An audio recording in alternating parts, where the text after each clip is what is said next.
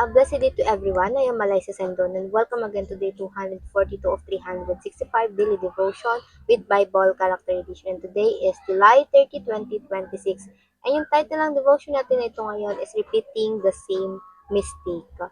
So, for the continuation of Book of Daniel, nasa chapter 5 na tayo.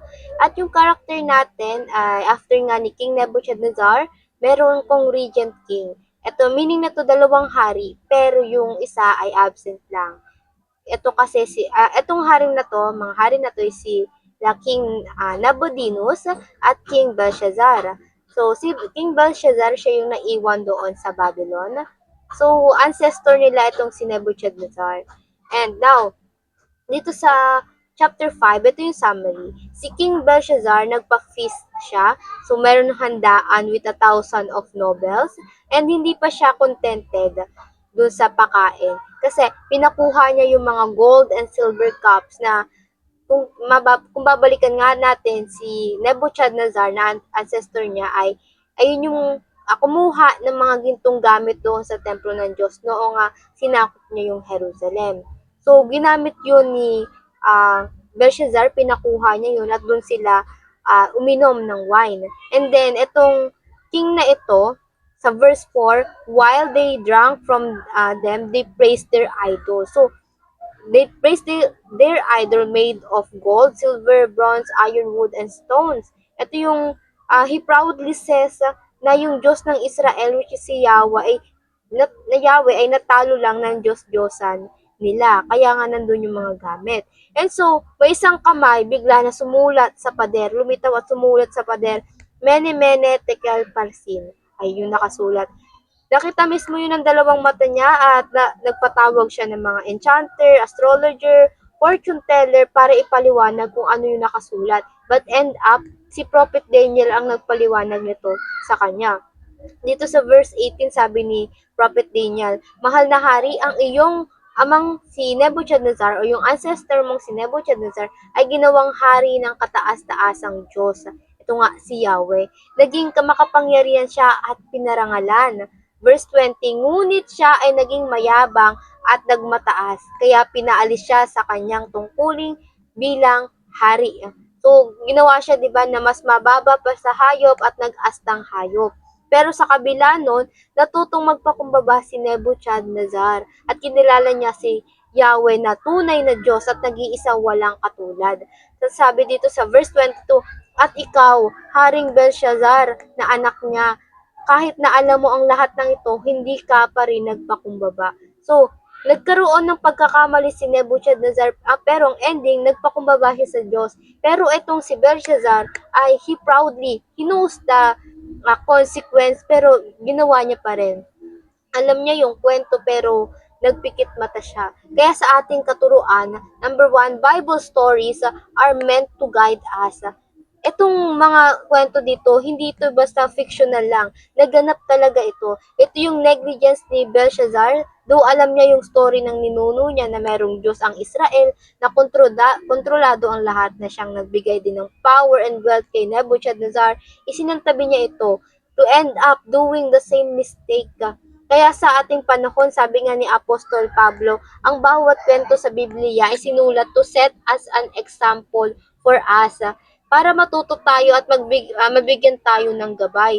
So don't treat Bible as just a fictional book o kwentong nakaraan lang, but rather take it as manual of your life. Dapat ito yung ginagamit natin na kung paano tatakbo ang ating buhay. Ito yung nagpapaalala sa atin kapag tayo ay nagiging mayabang na. Kaya sa pangalawang katuruan, the proud repeat the same mistake. This is why Bible is not just a mere book o bubuksan lang natin kapag naisin natin. Bible can tell us our past. Yung mga past din natin na hindi natin ngayon naaalala, ipapaalala yan sa iyo ng Biblia para ikaw ay maging humble. And what could be our future?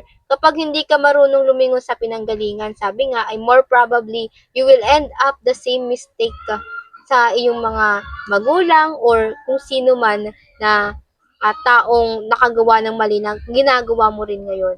Kung ngayon pa lang hindi mo makita yung reflection ng sarili mo, your action na inire-reveal na sa Biblia ay baka pag hinambol ka ng Diyos ay doon mo lang ma-realize na tama pala. So wag na natin antayin yung huli pa bago tayo magsisi.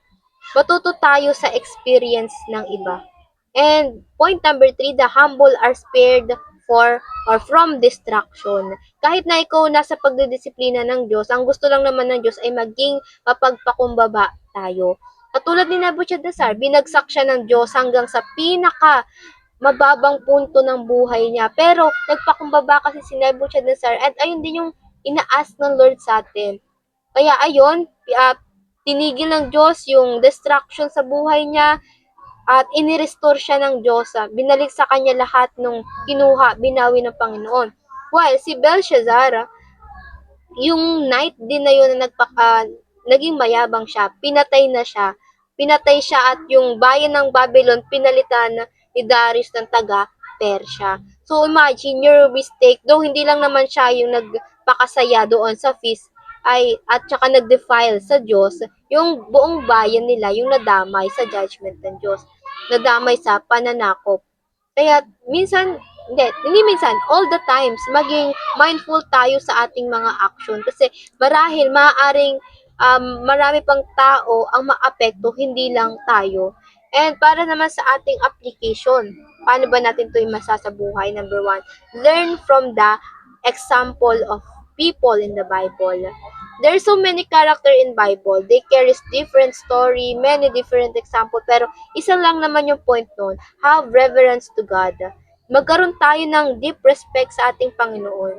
Do not depart humility to your character. Kasi yung humility yung pinapakita ni Kristo na dapat nating gayahin. So, ganun din dapat natin isabuhay yung pag-model ng buhay ni Jesus Christ. Hindi lahat afford magkamali. Kaya learn from other mistake. Baka isa ka dun sa pag nagkamali ay mahihirapan ng sobra-sobra.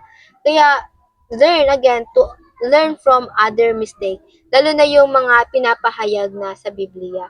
And pangalawa, look back and stop repeating the same mistake. Wala namang masama sa pag-look back as long as hindi tayo mananatili sa nakaraan natin. Look back para sa reflection na hindi lang sa magulang natin yung pagkakamali nila, kundi even sa mga character against sa Bible, kunin natin yun, i-apply natin yun sa ating mga buhay. Gawin natin itong gabay not to repeat the same mistake and as well, paano nila ito ginawa ng tama. Si King David, katulad niya, bumagsak siya, nagkamali siya, pero makikita natin kung paano siya nagpakumbaba sa Diyos, paano niya itinama yung pagkakamali niya. Kaya dapat maging ganoon din tayo. And lastly, listen to the Spirit leading to avoid distraction. Yung Holy Spirit kasi, ito yung nag-guide sa atin kung paano maging si Kristo. Kaya dapat marunong tayong makinig sa Holy Spirit. Ito yung pag-uudyok sa atin ng Holy Spirit. Kaya kapag tayo nauudyokan na alam naman natin magiging masama, iwasan na natin, makinig tayo sa Holy Spirit. And ayun lang po for our teaching and application para naman sa ating reflection, why it is important to read Bible stories as guide for daily living. And before I finally end this, have a short closing prayer. And let's pray, everyone. Heavenly Father, thank you for your word, for correcting us, rebuking us, Lord God, to changing our hearts, Lord God. Lord, thank you sa mga salita mo at di mo kami pinapabayaan, Panginoon, na matuto lang sa aming sariling pag-unawa, Panginoon. Panginoon, hinihiling namin ang iyong gabay through your Holy Spirit na masaibuhay yung pinakitang pamumuhay ni Jesus Christ. Panginoon, hinihiling namin, Panginoon, na bigyan nyo kami ng kababaang loob, Panginoon, na sundin ka at hindi ang aming sariling kalooban, Panginoon. At Panginoon, humihiling kami ng provision sa iyo, Panginoon, sa bawat gawain, Panginoon, na matapos namin ito na napaparangalan namin ang iyong pangalan. Tanging pangalan mo lamang ang naitataas at napagpapupurihan sa aming mga buhay, Panginoon. Salamat, Panginoon, sa kabutihan mo at sa biyayang hindi nagmamaliw, Panginoon. Panginoon, mapatawad niyo nawa kami sa aming mga pagkakasala. Ayun lang po, in Jesus' name, I prayed. Amen and amen and amen. At ayun lang po, I hope marami tayong natutunan at matututunan pa. And I pray na sama-sama sana tayo na magpapala sa Panginoon. See you again tomorrow for our devotion. Have a nice day ahead and God bless.